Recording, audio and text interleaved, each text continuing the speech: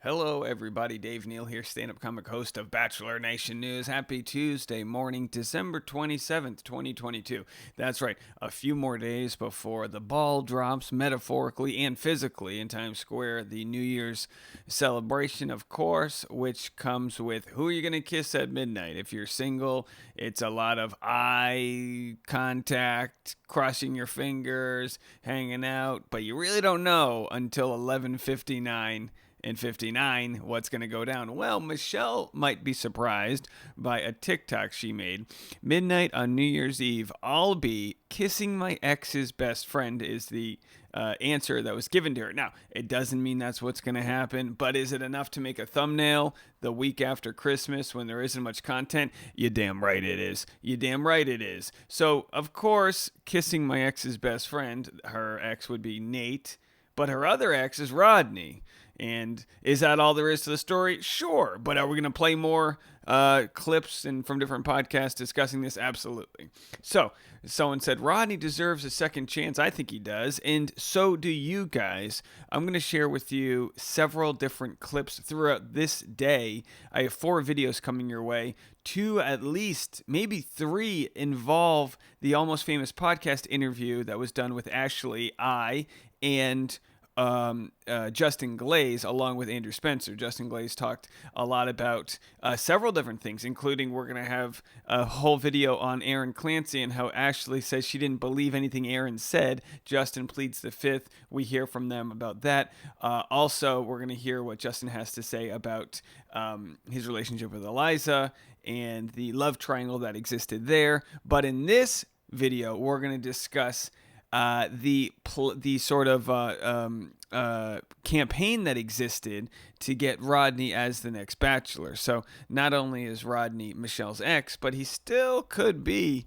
the next Bachelor. Of course, that could be a far place away since Zach is premiering his season January 23rd, 2023. All right, here's the TikTok from Michelle regarding her ex. I'm assuming she's pretty surprised here. It does the whole like Rolodex, who's she gonna choose, and then of course it says kissing my ex's best friend. She looks shocked and awed, and then she slowly slides away. Of course, we don't think that's actually gonna happen, but pretty funny nonetheless. There's some other people in Bachelor Nation celebrating the holidays, coupled up as it were. Hold on for a minute. I'm gonna get to the Rodney clip. It's interesting. It deserves its own video. It's very interesting. But here we have Kenny and Mari doing the ugly Christmas sweater look. We've got G and Blake doing a look in front of maybe a thawed-out tundra in Colorado. Is this, boy, I'm going to mess up names here. So Caitlin Bristow with the dogs and Jason Tartik, we have a video of him coming out. And we have Barb and her son, Pilot Pete, there. And then a dip by Becca and Thomas. Engaged couple there, older couples, Madison and Grant, billionaire, new wife, Madison, married to billionaire son, Grant Trout, and then we have Kendall apparently in what might be Germany with her new fiance, and then Gabby, single life, hanging out with her dog, and I believe her dad, or that's not the grandpa. They look identical. Either way, and then of course Claire is out there. It happens. One day you wake up and you're in this place. You're in this place where everything feels right. Your heart is calm.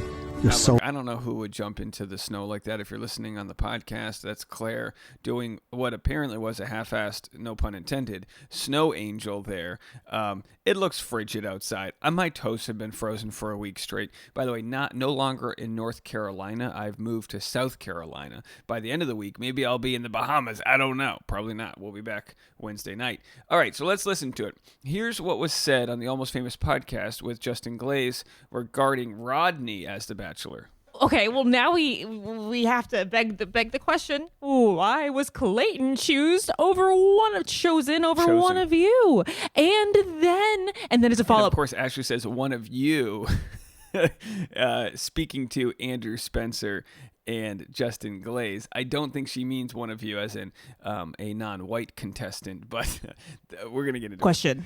Then why was Zach chosen over one of you? Copy paste. First of all, Rodney should copy-paste. have been the guy, 1,000%. I'm sorry, like Rodney was your guy, or Mike Johnson. I think those two would have been great. But they picking Clayton. I mean, I don't know him too much. It was a wild card for me because I didn't really see it like on their season, on Michelle's. Yeah. They could have picked, like I said, Rodney again. So Rodney got screwed over twice. But I don't know. I mean, that's just kind of how they operate. I mean, everyone, has they have that job for a reason. They feel like this is what's going to make the best. Yeah, and it's nothing. I mean, I don't know Clayton or Zach. They both seem like really great, nice guys. Exactly. So it's nothing, and it sucks because it's nothing against them, right? Yeah. But it's just frustrating. Even taking a step back, just I guess as a contestant / viewer now, us knowing like our personalities and like everything that goes on while you're actually filming, and then showing what they decide to air. It's like people want to see like the fun stuff, Yeah. Yeah. So And it of just course feels we've got Andrew and Justin Glaze mentioning how their edit doesn't really get shown. The fun side doesn't get shown. We have all these fun people, Matt James, contestants and leads that were fun people that we see on podcasts that didn't translate to the final product. And, not to say that the show has all the answers, but clearly they think about race. Clearly they think about all the different aspects in somebody's dating profile when they think about who's going to be the lead of their show. We talked about this before. I'm not defending the show. They, for reasons beyond me, it's reasons beyond me why they haven't picked Mike Johnson or Rodney. I personally would prefer to see Rodney because the way we saw Rodney interact, he's one of the few people on Michelle's season or any season where their loving good nature did translate onto the show. So many times, like afterwards, like, oh, this person was really cool. We didn't get to see it. We got to see that with Rodney. We got to see him as the mascot. Everyone loved him. And also, don't forget the way the crowd reacted on Bachelor in Paradise when Rodney's, the way that he was able to befriend every single person across his path. But is it a show about finding your friend or finding your significant other, your life partner? Not to say Rodney can't do that. I think he can. Why he hasn't been chosen most likely has to do with the show going back to a white lead. That's what it most likely has to do. They had Matt James, and do they think they just checked a box and they can come back in 10 years and try another non-white contestant in 10 years? I don't know. Do they need to do 4 contestants that are non-white in a row to make up for the 20 plus seasons where they didn't do that? I don't know. It's hard not to put people into a box when you look at this scenario because there are so many factors, but I think it's pretty obvious that Rodney would be a fantastic candidate. sometimes it's like literally like a copy paste, and it's like flip the script, like Yeah. throw it all away and start from like, Oh, yeah. You're not giving people what they want to see. People are tired of the same old every season. Like switch it up, and it just felt like we kind of were in that influx where it's like we need something to rejuvenate the franchise, right? And I think somebody like Rodney, like it would have been a fresh new, take, and I think it would A fresh new take would be Rodney. Now, to defend, which not really, maybe defend's the wrong word, but to look in the producer's mindset, they might say, look, we don't need a lead who is charismatic. We don't need a lead who's going to carry every conversation. We need a lead who's going to be there that and be the center post for all the women to run around and cause drama. And maybe that's why the show picks somebody like Clayton or Zach, somebody who's not necessarily quiet, but good looking, safe. They'll show up, hit their mark, and then the women will be where a lot of the content comes from. I don't know if that's the best way to look at it, but the show doesn't pick their lead lightly. Every single season rides on the lead being a fantastic centerpiece to the production. So does the show do psychological evaluations? Yeah, absolutely.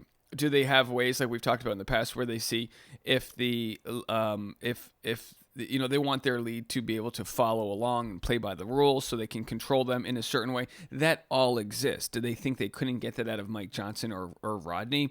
I don't know. I don't know why Mike Johnson was never the lead. What we do know is Michelle Young very, very disappointed in the way the producers have handled many different aspects of the show to the point where she's virtually removed completely from the franchise. She's still under contract with her podcast, but she's had months off, and you can tell that after storming off the set when she thought she was going to be at the live show. She thought that they were going to have a open and honest discussion about the blackface incident that happened. And when none of that happened, when none of that was discussed, and she stormed off set, that was probably the beginning of the end for her.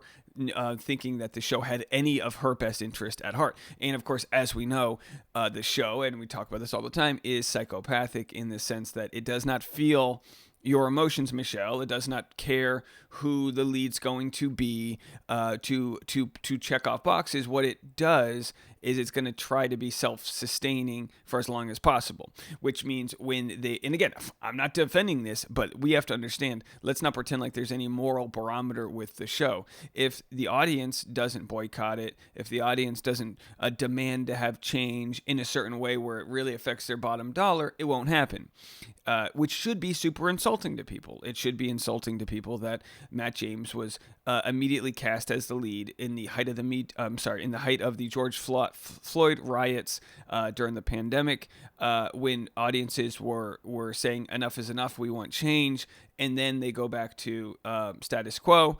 That should be insulting to people. But also remember, maybe don't necessarily take it personally because you're going against a psychopathic corporation who doesn't care. The only way to vote is with your dollar, is what we like to say in this case, with your time, with the energy you put into things. So if you don't like it, now, either don't watch or write to the advertisers. That's all you can do, really. If you like my content, hit the like button. That's how you can help me out. Join the Patreon, patreon.com/Dave Neal. I actually didn't pull this up, but I had on my Patreon a nearly 30-minute conversation yesterday with my wife. Here it is.